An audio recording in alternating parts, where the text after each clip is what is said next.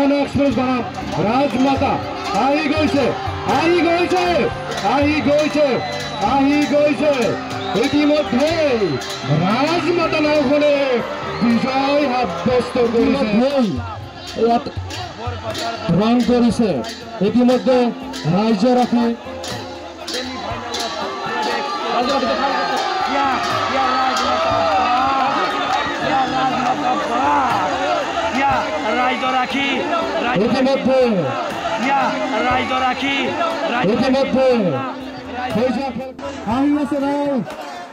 উত্তর বেলা আছে দক্ষিণ ফালে আছে বন্দে ভারত আহি আছে রাইজসকল দেখা পাইছে গভীর প্রচেষ্টা যুদ্ধ চলি আছে ইতিমধ্যে হক ডাঙৰীয়া আৰু ৰজুদ্দিন আহমেদৰ লগতে সমাজকৰ্মী সিদ্ধিকালী ডাঙৰীয়া আছে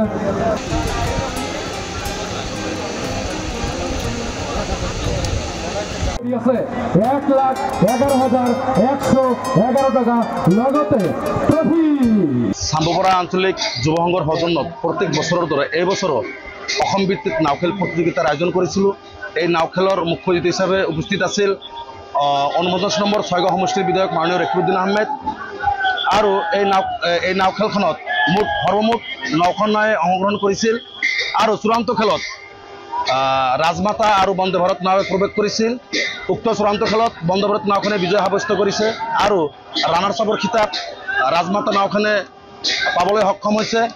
তো আমি কমিটিৰ তৰফৰ পৰা এওঁলোকলৈ এটা বিশেষ আৰ্থিকৰ টোপোলা প্ৰাইজ মানি যিটো কয় এটা প্ৰথম পুৰস্কাৰ হিচাপে আছিল 1,11,111 টকা আৰু দ্বিতীয় পুৰস্কাৰ হিচাপে ৰাখিছিলোঁ আমি 77,777 টকা আৰু আমি ৰাইজৰ যি সহায় সহযোগিতা আমি পাইছোঁ তো অনাগত দিনত এতকে যাতে আৰু ভাল খেল আমি খেলিব পাৰোঁ।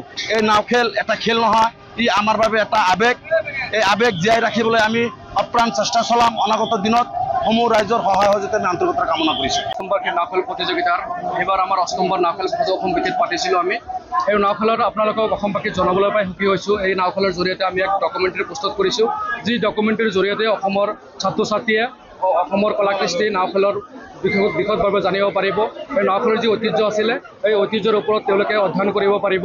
এইবাৰ নাও খেলৰ আমি প্ৰথম পুৰস্কাৰ হিচাপে 1,11,111 টকা আৰু ৰানাৰ্ছ আপ অৰ্থাৎ দ্বিতীয় পুৰস্কাৰ হিচাপে 77,777 টকাৰে আমি পুৰস্কৃত কৰিম।